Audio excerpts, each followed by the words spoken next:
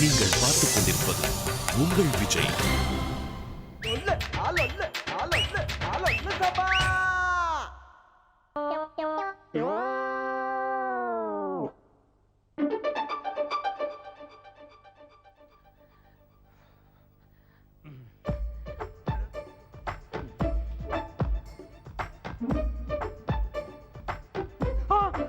அஷ்டலட்சுமி, இது என்ன அதிசயம்? முதல் இரவண்ணி கூட நான் தான் உன் கையில பாலை கொடுத்துட்டு உன் காலில் வந்து ஆசீர்வாதம் வாங்கினேன். 15 வருஷத்துக்கு அப்புறம் முதல் தடவையா நீ என் காலில் விழுந்திருக்கியம்மா. என்னால் நம்பவே முடியலையே.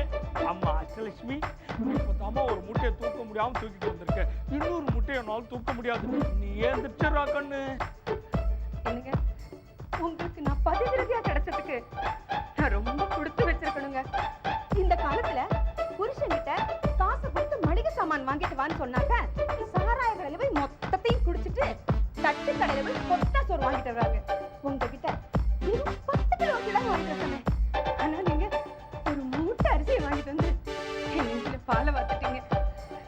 இந்த ஜென்மத்துல மட்டும் இல்லைங்க, 7 ஜென்மத்துக்கும் நீங்க தாங்க எனக்கு புருஷன். இறைவா, இது என்ன சொல்ற? இந்த ஜென்மத்துல இவகிட்ட அவஸ்தைப்படுறது போதாதுன்னு 7 ஜென்மத்துக்கு இவகிட்ட அவஸ்தைப்படணுமா? இறைவா, உன் திருவிளையாடலுக்கு அளவே இல்லையா? என்னங்க, நான் சொல்றது சரிதானே? ஆமா ஆமா. ஐயோ, நீங்க கொடுத்த இன்ப அதிர்ச்சியில நான் உங்களையே மறந்துட்டேன் பாருங்க. என்னங்க, கொஞ்சம் இருங்க, நான் போய் உங்களுக்கு ஹார்லிக்ஸ் போட்டு எடுத்துட்டு வரேன். வேணாண்டா செல்லம், நீ எப்போதும் காப்பின்னு சொல்லிட்டு ஒண்ணு குழப்பிய, அதை ஒழுங்கா கொடுத்தா போறோம். சும்மா இருங்க. கஷ்டப்பட்டு வேகாத வெயில்ல அந்த அரிசி முட்டையை தூக்கிட்டு வந்திருக்கீங்க.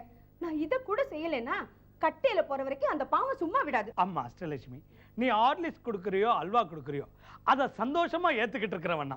ஆனா இந்த மூட்டையை பிரிச்சு பார்த்துட்டு என்ன வேணா கொடு. நான் உங்க மேல அவ்வளவு நம்பிக்கை வச்சிருக்கேன்னு சொல்ல வந்தேங்க. உங்களை சந்தேகப்படுறதும் அந்த ராமரை சந்தேகப்படுறதும் ஒண்ணுதான். அதை புரிஞ்சுக்கோங்க. இவ பாடியோ தான் பில்டப் பண்ணிட்டே போயிட்டு இருக்கான்னு பார்த்தா சீனவே பில்டப் பண்றாளே. என்ன நடக்க போதோ? எதுக்கு இவகிட்ட சர்வ ஜாக்கிரதையா போயிடும்.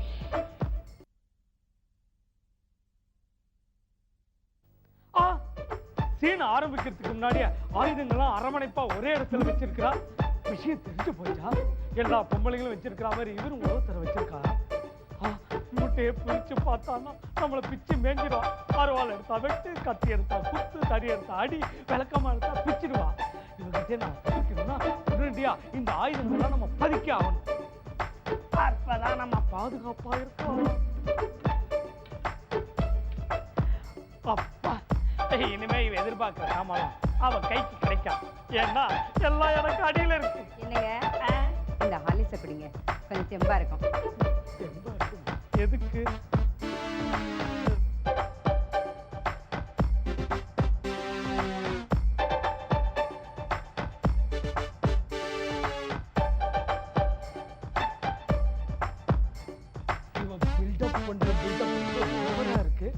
ஆட்டை குளிப்பாட்டி மாலையை போட்டு ஐநாக்கு காவு கொடுக்கறாம நம்ம பலிக்கடா ஆயிக்கிறோம் இருக்க.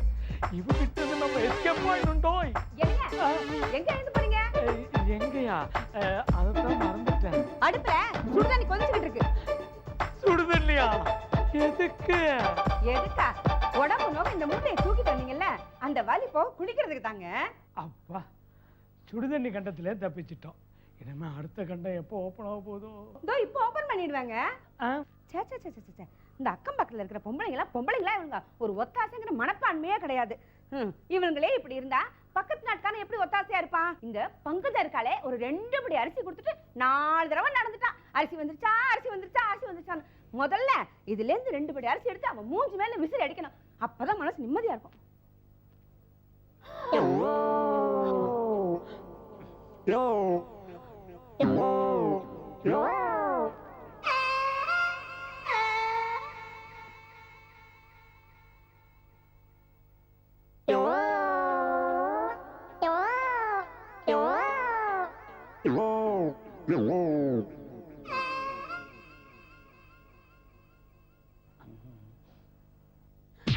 என்னங்க, மூட்டை மாறி போச்சுங்க. அரிசி மூட்டைக்கு பதிலா புண்ணாக்கு மூட்டையை கடைக்காரன் தப்பா கொடுத்துட்டாங்க. இது அரிசி கடைக்காரன் பண்ண தப்பு இல்ல, அரசாங்கம் பண்ண தப்பு. அரிசி இல்லை பருப்பு இல்லை நல்ல அரசு இல்லாத காரணத்தால் இத்தனை தொல்லை அப்படின்னு பாடினாரே பாரதிதாசனார். அவர் சொன்னது பழுத்திருச்சும்மா, பழுத்திருச்சு. ஏயா ஒரு அரைப்படி அரிசி வாங்க உனக்கு துப்பு இல்ல? நீ அரசாங்கத்து மேல குத்தம் சொல்றியா? நீ சைக்கிள்ல சைடு ஸ்டாண்ட் போடுறதுக்கு தருமாடும் போதே எனக்கு சந்தேகம்யா. உன்னை அம்மாடி, அரிசி வாங்கினா கல்லு பொறுக்கணும், அது உனக்கு சிரமம். தண்ணி ஊற்றி களையணும், தண்ணி கிடைக்கிறது சிரமம். அடுப்பு பற்ற வைக்க கெரோசின் வேணும், கெரோசின் கிடைக்கிறது சிரமம். அக்கம் பக்கத்துல கேஸ் வாங்கலாம்னா கேஸ் கிடைக்கிறது சிரமம். இந்த கர்மம் எல்லாம் வேணாம் தான் ஈஸியா சாப்பிடறதுக்கு புண்ணாக்கு வாங்கிட்டு வந்தேன். நீ டிவி சீரியலை பார்த்துக்கிட்டு 2 வாயில பிச்சு போட்டுக்கிட்டு அதுக்காக மனுஷன் புண்ணாக்க கொடுக்குறதா என்ன மாடு நினைச்சியா? என்னமா பண்றது, அரசாங்கம் அதுக்கு தான் வரி போடல. ஏ ரேஷன் ஒண்ணு இருக்குல்ல, அதுல அரிசி வாங்கிட்டு வர வேண்டியதானே? இந்த வருமா வறுமை கோட்டு கீழே உள்ளவங்களுக்கு தான் அரிசி, நம்மள மாதிரி நடுத்தர குடும்பத்துக்குலாம் வெறும் சக்கரை தான். இன்னும் கொஞ்ச நாள்ல அவங்களே கிண்டி அல்வா கொடுத்துருவாங்க. ஏயா நான் வீட்டை பத்தி பேசிட்டு இருந்தா நீ என்னமோ சம்பந்தம் இல்லாம அரசாங்கத்தை பத்தி பேசிட்டு இருக்கிற. சம்பந்தம் இருக்காது. நீ பாட்டுக்கு வரிக்கு வரி அது வேணும் இது வேணும் மலேசாமா லிஸ்ட் போடுற. ஆனா அரசாங்கம் அது மேல வரிக்கு மேல வரி போடுறாங்க. அரிசிக்கு, உளுந்துக்கு, பருப்புக்கு, எண்ணெய்க்கு, இப்படி எல்லாத்துக்கும் வரி. நீ கொடுத்த 50 ரூபால அரிசி பருப்பு எப்படி வாங்க முடியும் சொல்லு? ஆமா, மாடா உழைக்கிறேன்னு மாட்டுக்கு போடுற புண்ணாக்க வாங்கிட்டு வந்தியே, நீ பெத்திய குழந்தை, அதுக்கு பால் டில் வாங்கணுங்கிற எண்ணமாவது உனக்கு இருந்துச்சா? இப்படி நீ கேப்பன்னு எனக்கு தெரியும். அதுக்கு தான் எப்படி குழந்தைக்கு ஓகேயா? நான் உங்ககிட்ட என்ன கேட்டேன், நீ எதையா வாங்கிட்டு வந்திருக்க? அதிர்ஷ்டலட்சுமி, நம்ம நடுத்தர வர்க்கம், நம்மளால அரிசியே வாங்க முடியல, எங்க இருந்து பால் வாங்குறது? அதனாலதான் குழந்தை சப்பி சாப்பிட முட்டாயும், அழுதுன்னா விளையாட்டு காட்ட பலூன் வாங்கியிருக்கேன். ஏன்னா இது 2த்துக்கு தான் வரியே போடல. ஏயா இன்னைக்கு அரிசி பருப்புக்கு வரி போட்டுட்டான்னு புண்ணாக்கு வாங்கிட்டு வந்தேன். நாளைக்கு அந்த புண்ணாக்குக்கே வரி போட்டாங்கிறதுக்காக பூச்சி மருந்து வாங்கிட்டு வந்துருவியா? உன் கூட வாழறதை விட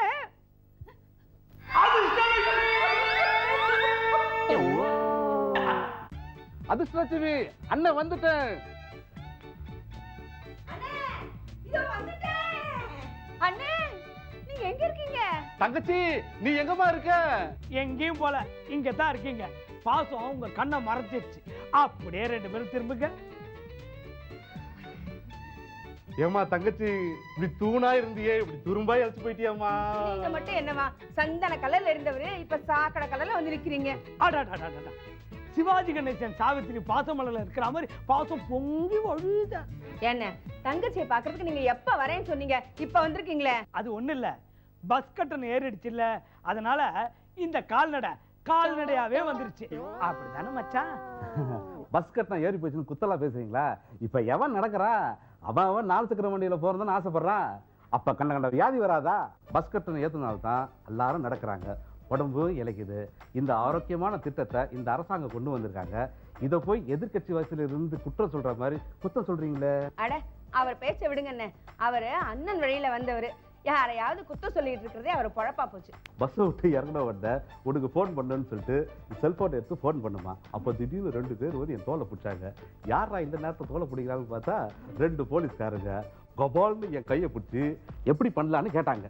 அட நீங்க ஒண்ணு, அவங்க தான் புரியாம கேக்குறாங்கன்னா நீங்க செல்போன் எடுத்து படக்குன்னு ஒரு 10 நம்பர் அமுக்கி இப்படிதான் பண்ணணும்னு சொல்ல வேண்டியதுதானே? அது இல்ல மாப்பிள்ள, ரோட்ல போகும்போது செல்போன் பேசக்கூடாது சட்டம் வந்திருக்குல்ல. நாட்டு மக்களுக்கு நல்ல திட்டங்களை கொண்டு வராங்களோ இல்லையா, அடிக்கடி இந்த மாதிரி சட்ட திட்டங்களை மட்டும் போட்டுறாங்க. ஆமா, கார் வச்சிருக்கிறவங்க, பைக் வச்சிருக்கவங்க, இவங்க ரோட்ல போறப்போ பேசினா பிடிக்க சொல்லி தான் சட்டம் வந்திருக்கு. உங்களுக்கு தான் காரு இல்ல, பைக் இல்ல, நடந்து வரீங்க, உங்களை எப்படி பிடிச்சாங்க? கார்ல போறோமோ, பைக்ல போறோமோ, நடந்து போறோமோ, எப்படி நம்ம போயிட்டு தானே இருக்கிறோம். அங்கதான் இந்த சட்டம் கிராஸ் ஆகுது. இத்தனை நாள் இல்லாம இப்ப சிகரெட் பிடிக்க கூடாதுன்ட்டு ஏன் சட்டம் கொண்டு வந்திருக்காங்க?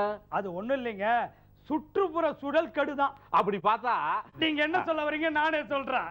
ஆட்டோல புகை வரலையா, பஸ்ல புகை வரலையா, லாரியில புகை வரலையா, ஏன் நம்ம விட்டு சமயக்கட்டுல புகை வரலையா? அதுல வராத புகை அதுல வரப்போகுது, அதானே சொல்ல போறீங்க?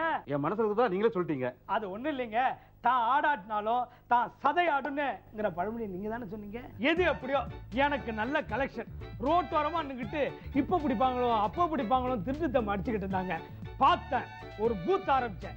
என் வீட்டுக்குள்ள சிகரெட் குடிச்சா ஒரு சிகரெட்டுக்கு 10 ரூபா அப்படின்னு ஒரு திட்டம் ஆரம்பிச்சேன். வசூல் குமிய ஆரம்பிச்சிருச்சு. ஒண்ணு பண்ணுங்க, நீங்களும் உங்க ஊர்ல இந்த மாதிரி ஒரு பூத் ஆரம்பிங்க. உங்களுக்கு பணம் கொட்டும். ஏங்க, சிகரெட் பிடிக்கிறது கெடுதல்னு அரசாங்கத்துல நல்ல திட்டம் தானே கொண்டு வந்திருக்காங்க. அதையே நீங்க தப்பா யூஸ் பண்றீங்க. அவங்க மட்டும் வீதிக்கு வீதி ஒயின் ஷாப்பும் பார் அட்டாச்சு ஆரம்பிச்சிருக்காங்களே, அது தப்பு இல்லையா? அப்படி பார்த்தா அரசாங்கம் நர்மத மாப்பிள ஔவையார் என்ன சொல்லியிருக்காங்க, குடி உயர கோல் உயரன்னு சொல்லியிருக்காங்க.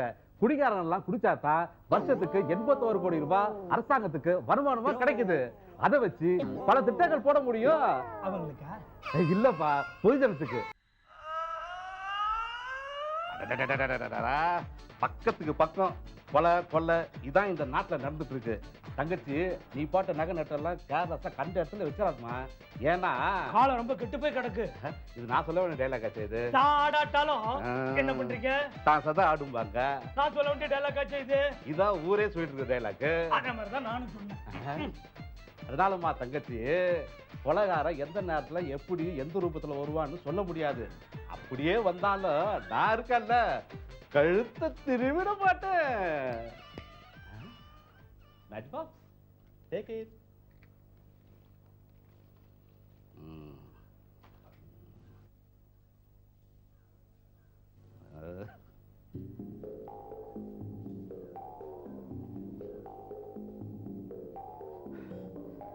ஏ காக்கா, அந்த பிச்சோக்க தேடு.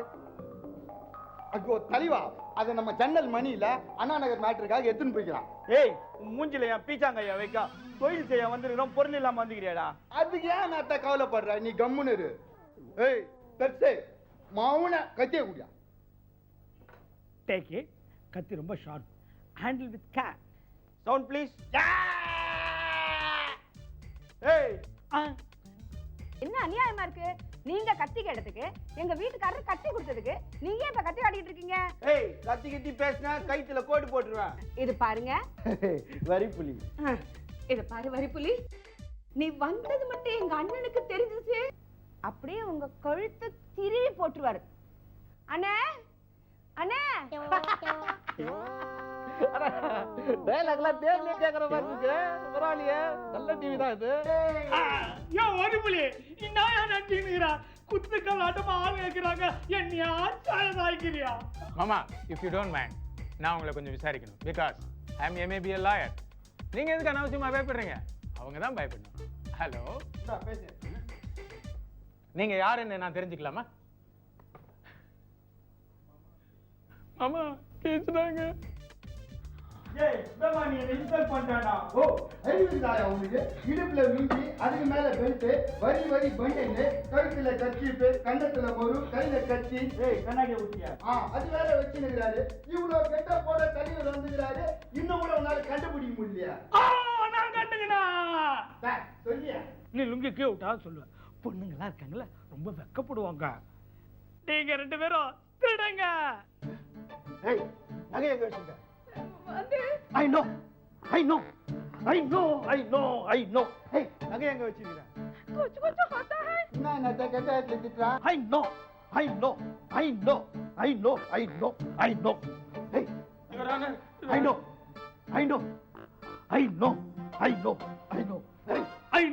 ஏய், சொல்லு.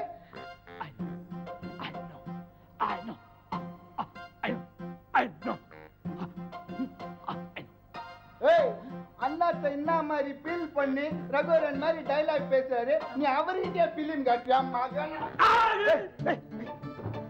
நம்ம நகையை தான் அடிக்க வந்துக்கிறோம், மனுஷங்கள கிடையாது. நகை எங்க இருக்குன்னு எனக்கு தெரியும். வா போலாம். வா தெளிவா. அதிர்ஷ்டலட்சுமி, நம்ம எல்லாம் குடும்பத்தோட திருப்பதி போறோம்னு சொன்னோமே, எப்போ? ஆமா, நீ எங்க வேலை செய்யற? பேங்க்ல கிளர்க் ஆக்குறான். எத்தனை வருஷமா? என்ன ஒரு 19 வருஷம். பேசாம விஆர்எஸ் பாயிண்ட் எங்க கோஷ்டியில சேர்ந்துரு.